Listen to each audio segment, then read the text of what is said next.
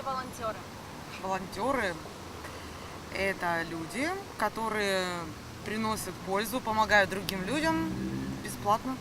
Люди, сотрудники, откомандированные куда-то для какой-то оказания помощи.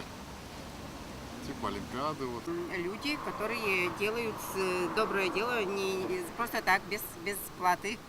Это добровольцы. Люди, принимающие добровольное участие в общественных организациях, которые направлены на то, чтобы помогать нуждающимся, либо оказывать помощь городу независимо. На такой безвозмездной основе, видимо, помогают во всяких сложных случаях.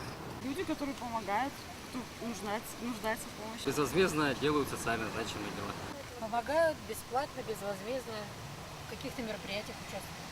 И при выполнении каких-то любых гуманитарных и прочих операций.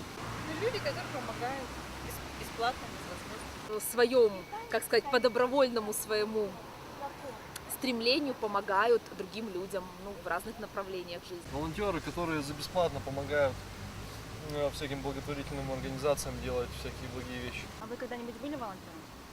Нет. Не знаю, не был, может буду еще. Нет, не доводилось. Можно сказать, что да, потому что в свое время общественной деятельностью активно занимался. Бывало, да.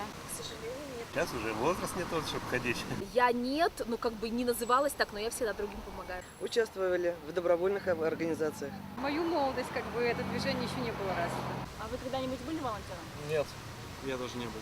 Почему? Потому что мы меркантильные люди.